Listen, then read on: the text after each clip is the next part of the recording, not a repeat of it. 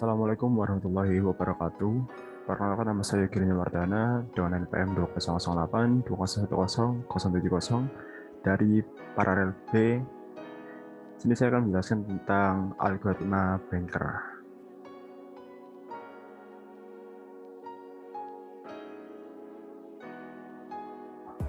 Banker algorithm atau algoritma Banker adalah algoritma resource allocation dan deadlock avoidance yang dikembangkan oleh Esker Dijkstra.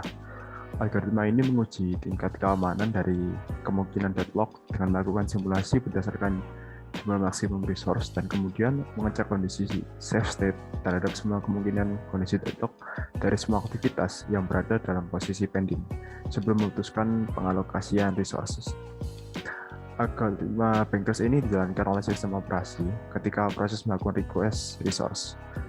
Penghindaran terhadap deadlock dilakukan dengan menolak atau menunda suatu request jika sekiranya penerimaan terhadap request tersebut dapat membawa sistem dalam kondisi unsafe state.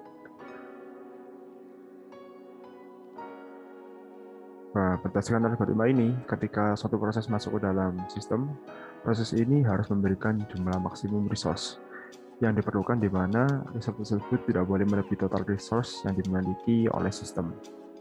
Selain itu, ketika satu proses mendapatkan resource yang diinginkan, proses tersebut harus mengembalikan resource yang digunakan dalam jangka waktu tertentu.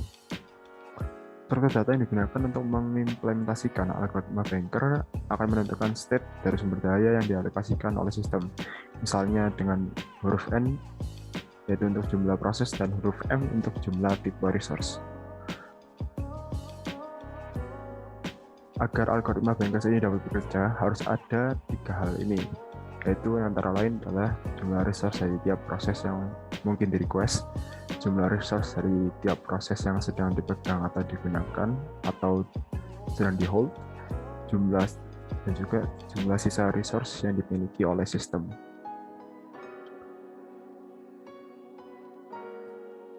Nah, resource hanya dapat diberikan pada suatu proses jika ada 2 kemungkinan. Yang pertama adalah request kurang dari sama dengan max.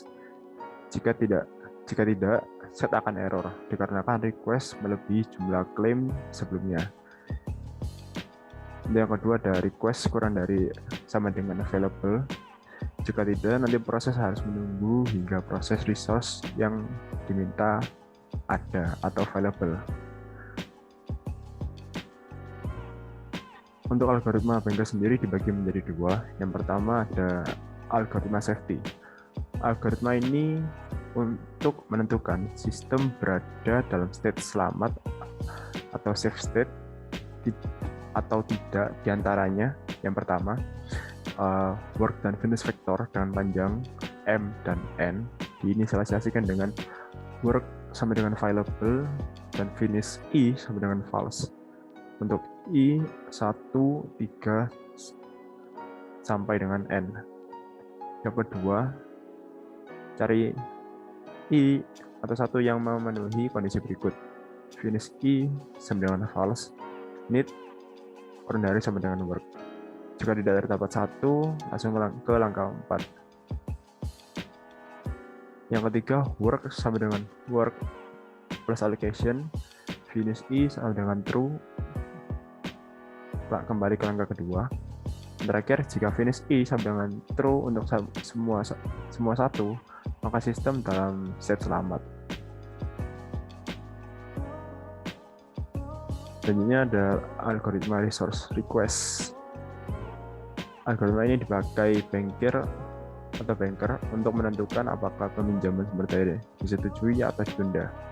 Algoritma ini dieksekusi oleh Banker setiap terjadinya permohonan kredit atas resource oleh customer. Cara kerja algoritma resource request adalah sebagai berikut. A. Jika permohonan kredit atau request lebih besar dari resource pada bank atau available, maka permohonan kredit akan ditunda atau akan dipending. Ini ada Banker beberapa meminjamkan resource pada customer. Available resource pada bank dikurangi dengan besar dari request yang ada. C. Menjalankan algoritma safety. Apabila algoritma safety menghasilkan keadaan safe, maka direalisasikan permohonan kredit. Untuk penerapan algoritma banker sendiri menggunakan contoh ini, di mana variabel R1-nya 10, R2-nya 5, dan R3-nya 7 dapat didefinisikan dengan max minus allocation sampai dengan need available. Dengan detail tabel ada di kanan, yang seperti yang gambar.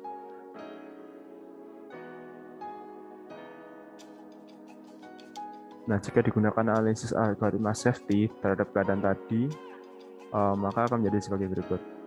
Untuk work sampai dengan available 332.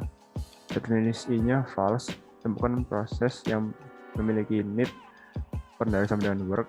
Anggap saja resource-nya dipinjamkan, proses berakhir dan mengembalikan semua resource-nya. Dapat didefinisikan dengan max minus allocation sampai dengan need dari sampai dengan work.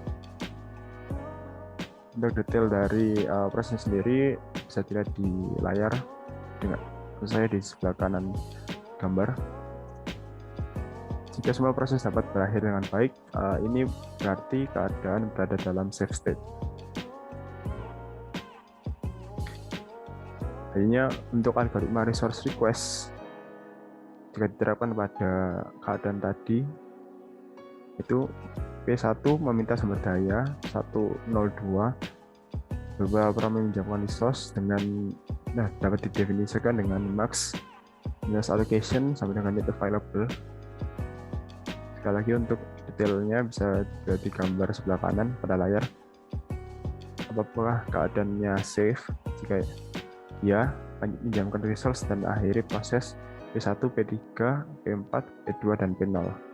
Keadaan berada dalam safe state dan akhirnya peminjaman dapat direalisasikan.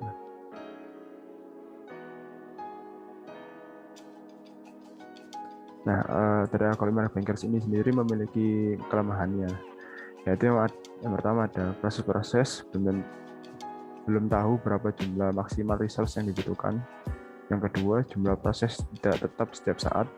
Yang ketiga, beberapa resource dapat diambil dari sistem sewaktu-waktu, walau secara teori ada, namun kenyataannya tidak. Contohnya pada portable storage. Yang terakhir ada algoritma menginginkan untuk memberikan semua permintaan sehingga waktu tak terbatas. Ya, mungkin cukup sekian yang dapat saya sampaikan untuk penjelasan dari algoritma banker dan juga studi kasus yang ada. Jika materi yang saya sampaikan ada salahnya, saya mohon maaf. Saya tutup. Wassalamualaikum warahmatullahi wabarakatuh.